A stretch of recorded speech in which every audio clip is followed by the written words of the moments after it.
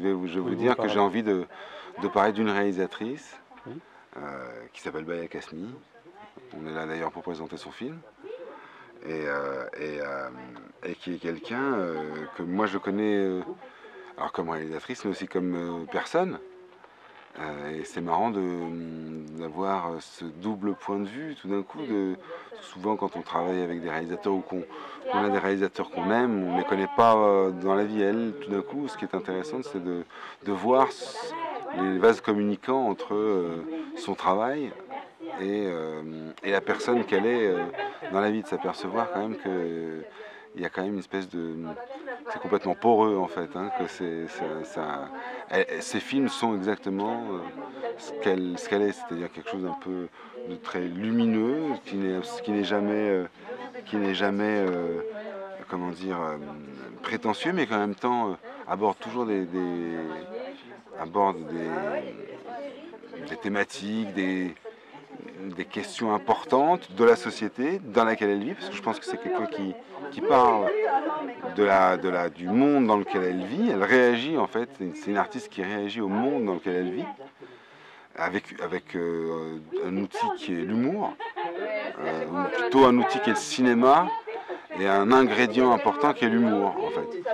Et c'est aussi un peu comme ça qu'elle est dans la vie. Donc c'est vraiment assez plaisant, j'ai une position assez privilégiée et de partager avec elle des moments de la vie tout à fait, des fois, d'une banalité, comment on va s'occuper des enfants, et en même temps d'avoir des discussions autour de ses projets, de comment elle voit les choses, et ensuite de me retrouver sur son plateau où elle dirige un scénario qu'elle a écrit et comment elle obtient les choses. Alors Baya, je pense que c'est quelqu'un qui obtient les choses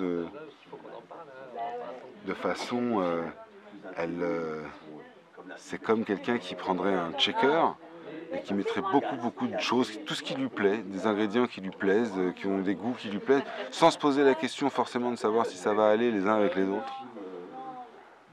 Et puis de secouer tout ça. Et la plupart du temps, ça donne un film comme Youssef Salem a du succès. Et j'ai vu que, même sur la biographie de Baya Kasmi, qu'elle a, je crois, presque été scénariste ou co-scénariste de plus de films qu'elle en a été la réalisatrice. Absolument, oui. Est-ce que parmi les films où elle n'a pas été réalisatrice, mais qu'elle a signé en tant que scénariste, il y en a un qui vous a marqué en particulier? Il y en a deux, les films de Michel Leclerc, Le nom des gens, et puis La lutte des classes. Ce sont des films que j'aime beaucoup. Pareil, qui ont les mêmes caractéristiques que ce que je viens de vous décrire, c'est-à-dire de l'humour au service d'un regard sur notre époque, sur le monde qu'on traverse, et ses travers, et ses qualités aussi, hein, mais il y a quelque chose d'un peu... un décalage intéressant. Baya, c'est vraiment quelqu'un qui écrit du cinéma avec une sorte de décalage intéressant. Et nécessaire et surtout salvateur, qui fait du bien. Et puis c'est quelqu'un de solaire. Et je pense que ça se sent dans ses films, ou dans ce qu'elle écrit. C'est souvent des personnages... qui sont... comment dire...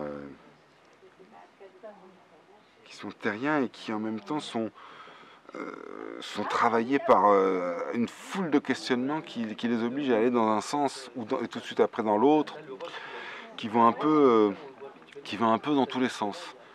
Et au bout d'un moment, ça donne une mosaïque qui raconte quand même quelque chose, qui donne je trouve une photographie d'un des traits de notre époque.